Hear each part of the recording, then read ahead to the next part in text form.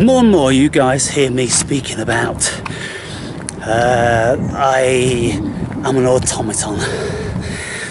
I don't have any free will. There is no such thing as free will when we look into the nitty-gritty and the ins and outs of it. I made this video coming up here speaking about how I'm doing what the man wants me to do. So then I goes into the gym and I came out with some sort of a notion that I'd done my workout. I stepped outside the door and I paused and I done my workout. And then I remembered that there's 2 exercises that I didn't do. And it's kind of like, I went through the motions, testing if I was really tired enough to give me an excuse, and I wasn't. So I had to go back in and finish off the workout. So I said to some dudes that I'm chatting with in there, I said I had to come back because he wouldn't let me go. And he said, "Who's that?" I said, "Him." And he started to laugh.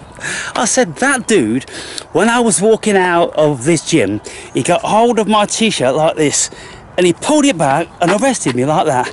And I turned around and he says, "Where do you think you're going?" I went, "I'm fucking going home." "No, you're not. You've got work to do, mate." And so I had to go back in and do it. And I got to a point whereby I almost felt like I could sneak out. But then it's kind of like I still felt strong.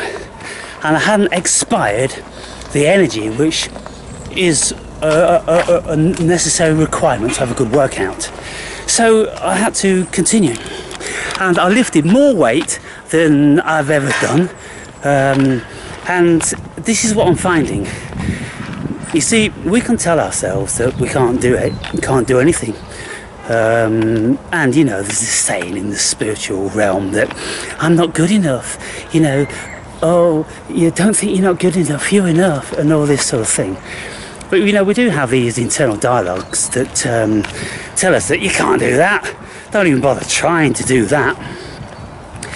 And if you do it, then you'll be very surprised that you can do it and more.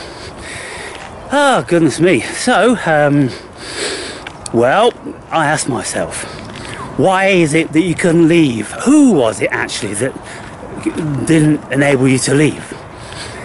And we could say, well, it's your conscience.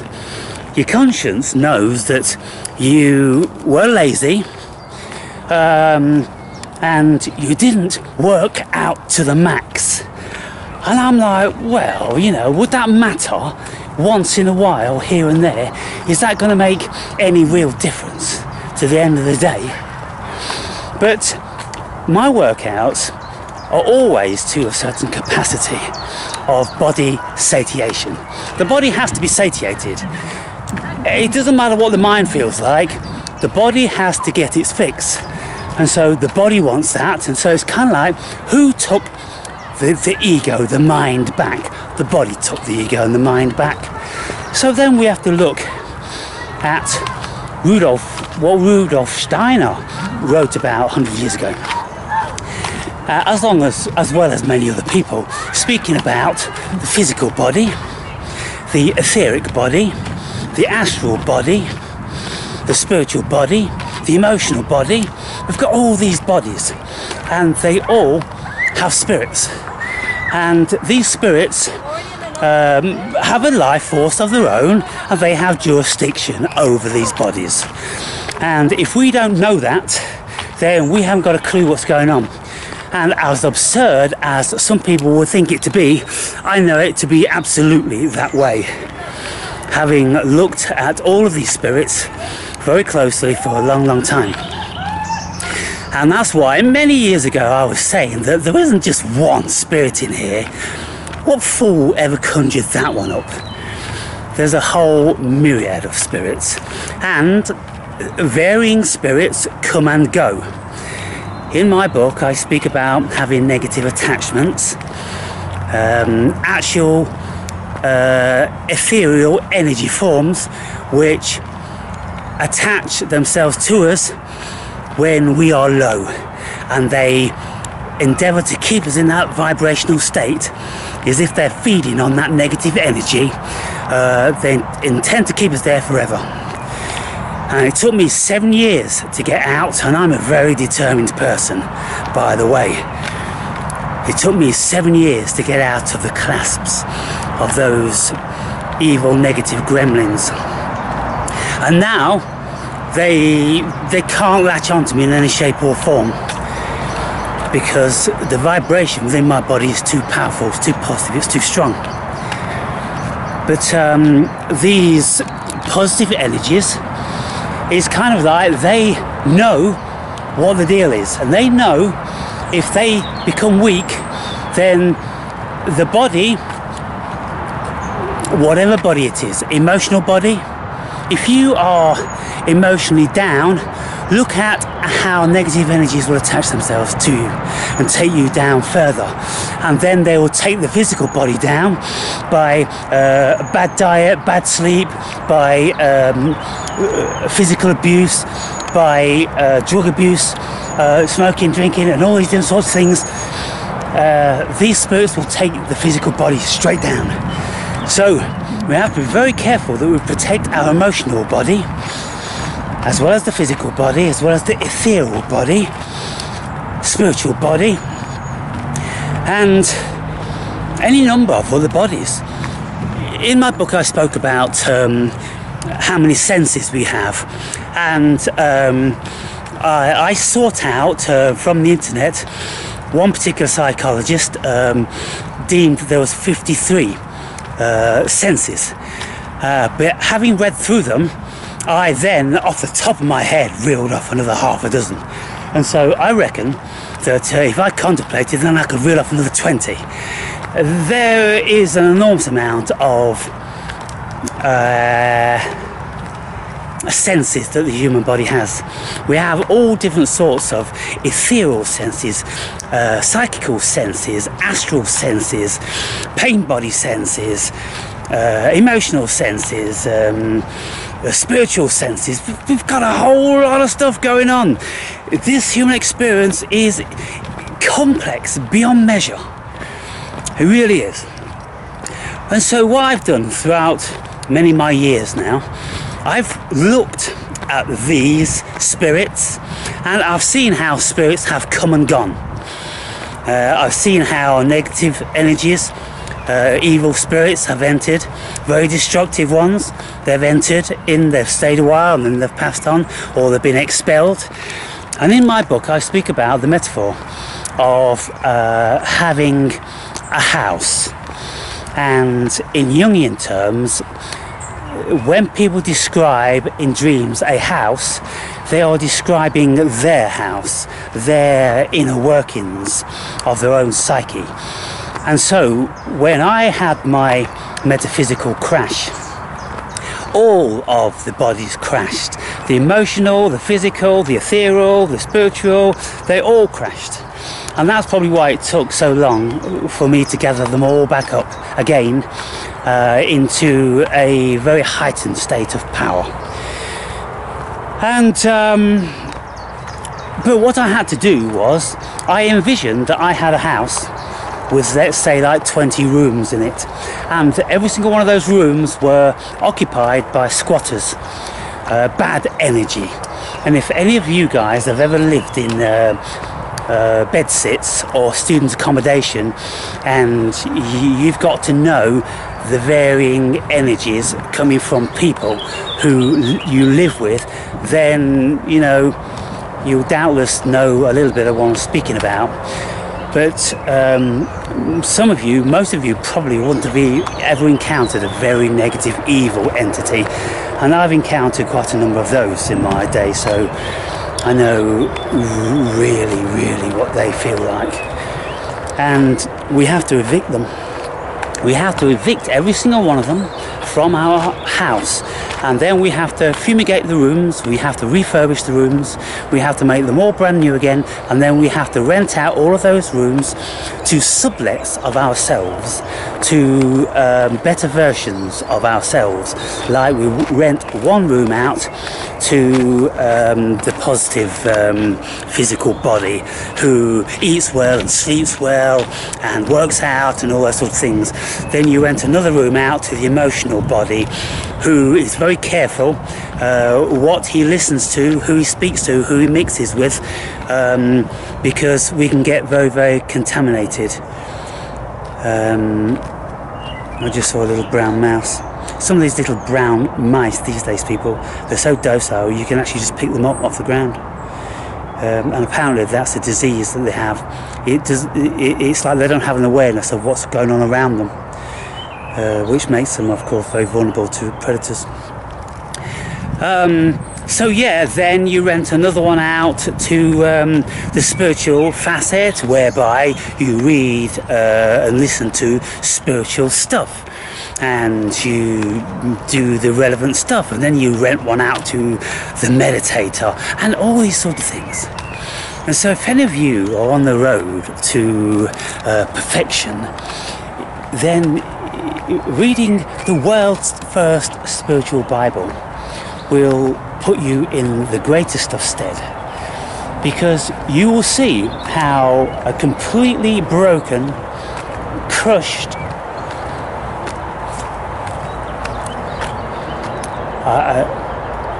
I have to say, all those bodies, they were seriously compromised, but I've nurtured them all and built them all back up to perfect well-being. If you want to see how I did that, if you want to learn how to do it yourself, then you'll invest in that book. I'm pushing this book, and I'll never stop pushing this book, because I believe in the book, people, because my spiritual experience, my spiritual awakening is probably one of the most documented on the planet, because I speak about every step of the way in the finest of detail. Who does that? You know, when you listen to Muji or Sadhguru or Eckhart Tolle or any of those, they've got a few sentences about how they came to be on the path, and that's it.